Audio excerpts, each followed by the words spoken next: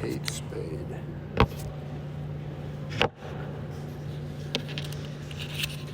Hello, everyone. Good afternoon. We've had a lot of inquiries today, and so I thought it would be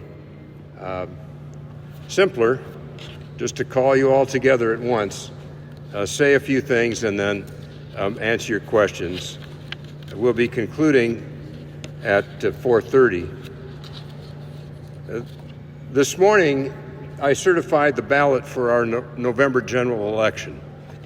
Now, our ballots are complicated, and just to let you know what we certified, what races we certified the race for president, for all of our federal offices, state legislature, public service commission, board of regents, state board of education, the community colleges, the learning community coordinating council, the natural resource districts, the public power districts, the metropolitan utility district, reclamation districts, ESUs, judicial retention elections, and the statewide ballot measures.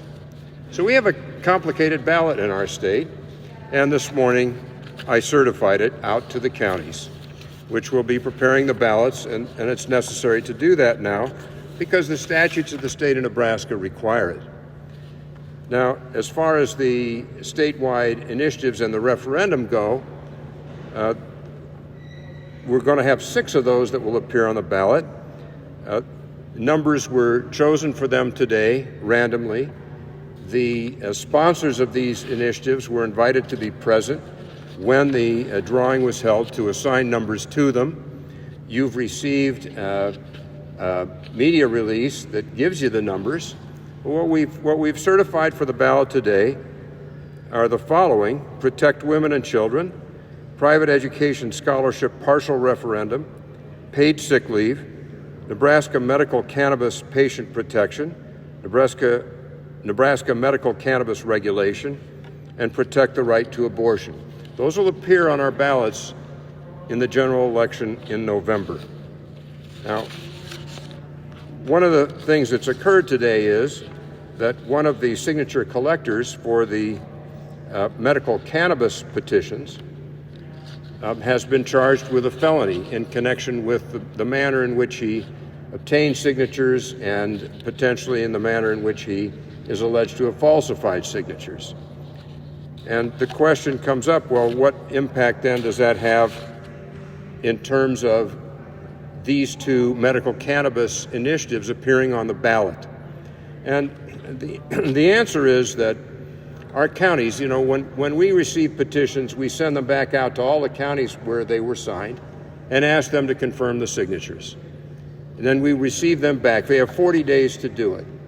And may I say that I just read off a list to you of 6 different initiatives, 5 initiatives and 1 referendum. And they all had a large number of signatures that needed to be verified by our counties. So our counties, in a 40-day period of time, were required to verify upwards of 600,000 signatures. And I want to say that the counties did a remarkable job. They did a remarkable job of confirming the validity of the signatures that they found to be valid. And of course, there are also signatures that they found to not be valid. And those are disregarded. They aren't counted towards the thresholds that are required in order to get a position on the ballot. So our counties did just a remarkable job checking these signatures in this compressed period of time. The period of time that we have is specified by the Nebraska Constitution and Nebraska statutes, and we have met that time frame because our counties put the pedal to the metal and did a great job confirming these signatures. So some of the signatures that the Attorney General spoke about at his press conference this morning, no doubt were not counted towards the thresholds that were met. But then there are other infirmities, other irregularities that the Attorney General is looking into concerning the medical cannabis initiatives. And we are working closely with the Attorney General's office to help identify these irregularities and to identify the impact that they may have. Now, today is the deadline for certifying the ballot. That's a statutory deadline. That's a hard stop. And so we certified the ballot, and because the signatures that were called into question by the Attorney General's office were not sufficient to reduce the valid number of signatures below the thresholds required for the medical cannabis initiatives to appear on the ballot, I certified them for the ballot. This investigation, however, is not over. The investigation continues. We continue to cooperate with the Attorney General in this investigation.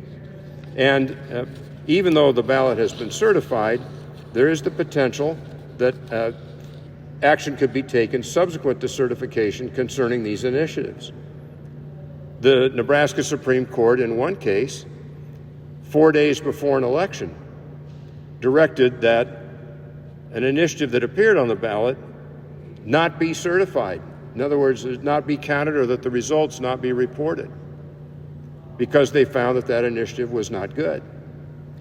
There's another case where, well after the election had occurred and an initiative had actually prevailed, that the Nebraska Supreme Court said, but it's not going to become law because it's not lawful. So the fact that we had a hard stop and certified the ballot today doesn't mean that nothing further is going to happen with respect to the investigation into the signatures in the medical cannabis initiatives. All right, with that, let me just open this up for questions. Do you anticipate that if the circulator in Hall County is found guilty, or even if they threw out all of the signatures in ECAT, that'd be enough to, I guess, toss the measures off the ballot? Yeah, the question is, if all the signatures that are attached to the circulator who was charged in Hall County today were taken off, would that mean that the signature thresholds would no longer be met? And the answer is, at this point, it doesn't appear to be so. It doesn't appear that that's the case. But the Attorney General has found other irregularities related to the signature collection effort for the medical cannabis initiatives, and those have not been fully investigated as yet. Details as to what those irregularities might be at this point? You would have to ask the Attorney General.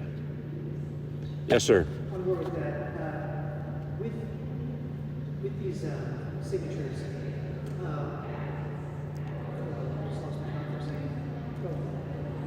Okay, well, after you gather them back, let me know. Does anyone else want to bail out Mr. Grindvalls while he's collecting his thoughts? Happy with how this, pedal to the metal was kind of your term to use, how this review process went this year.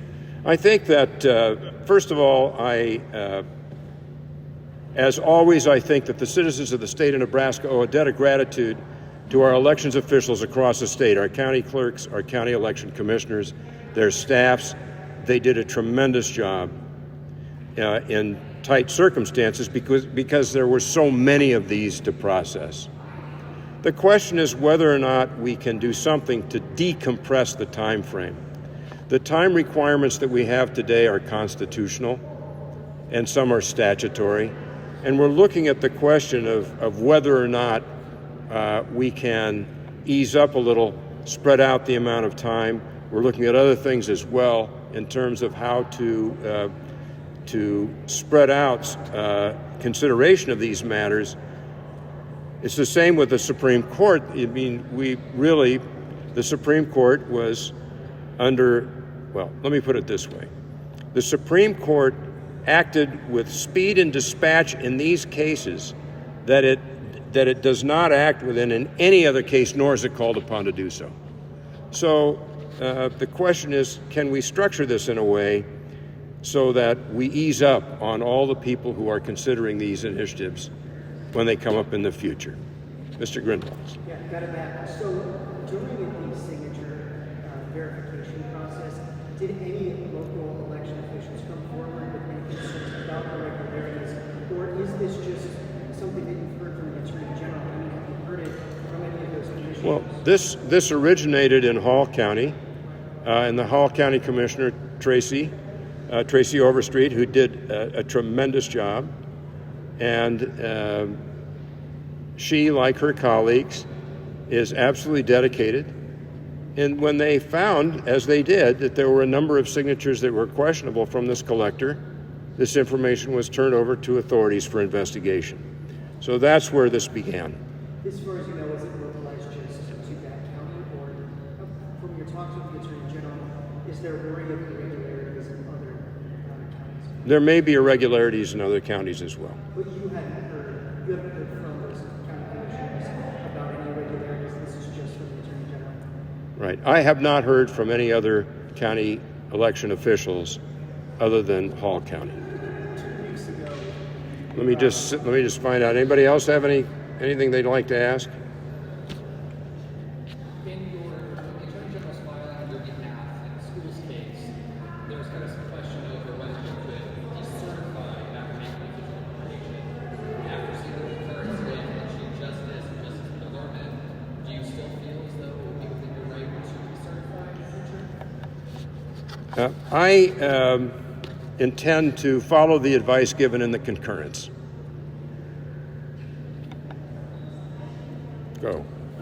your office 2 weeks ago put out a press release saying that there's kind of an unofficial certification of those, particularly on the medical marijuana petitions. Was part of the delay in doing the official certification in working with the Attorney General's office and law enforcement to investigate what was going on in Hall County? Is that what took so long there? No, that didn't add much in terms of the delay. The delay is accounted for by the quantity of petitions and initiatives that had to be processed. That really is the overwhelming reason for the timing of all of this. Andrew. After today's decisions that were handed out, did it give you more clarity about how you will proceed in the future as far as single subject, as far as some of these other issues that were laid out? I think the court's opinions today have added to the body of knowledge in terms of how we address single subject. It's helpful to us.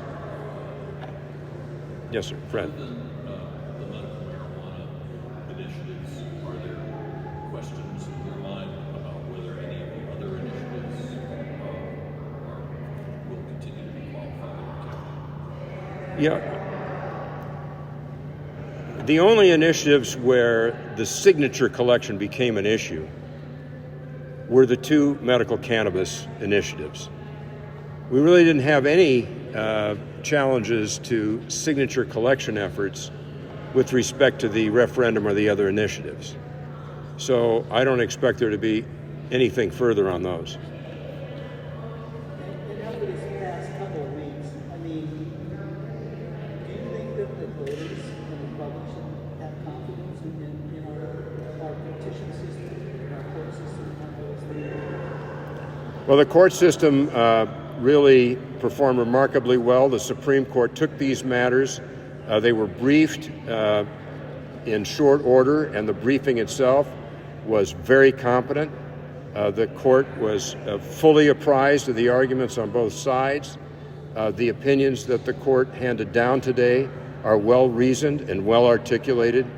Our judicial branch has really risen to this challenge and given us something that we can use and it is useful and helpful to us going forward, in addition to these specific cases. In terms of the petition process itself, I think that the public can have confidence that our elections officials are keeping a close eye on these, and that we do have mechanisms to look at these processes and to address them. John. You said upwards of 600,000 signatures. Can you give us just a sense of this scope and history of Nebraska? I mean, how does this compare to previous elections? And just in terms of constitutional activity? So the question is, given the number of signatures that our county election officials had to work through, how does that fit in the larger context of things? And the answer is that this was a far more than we have had to handle in the past. The quantity of initiatives that had to be handled by our office and by our county election offices is really considerably greater than what we have seen in the past. Do you have a sense of what the process was, just how much greater than elected? I do not have a sense of that, but we'll get information to you for that. Anyone else? Yes, ma'am. Had the courts given you a clear direction on the private school scholarship referendum, would you have decertified it? Well, that's what we call in the law a speculative question, and I don't answer those. I don't know what I would do. If things were different, would it be different? Yes, but I don't know how. I can't answer. I will say that I thought that the concurrence provided us with a good direction. Wondering if you would weigh in on what do you think it says about the electorate, about politics in Nebraska, that this was the most we've ever had to deal with in terms of signatures, in terms of those ballot questions? I'll leave that to others to comment on. Andrew. How much pressure was I under? I felt like we were doing our job. And every day that we were looking at these matters and considering the challenges that were being brought, my view of it has been is that this is our job in our office. And this is the job of state election officials across the state. And so I can't say that I felt pressure over this. I felt that this was the job that we were elected to do, and we did it. Okay.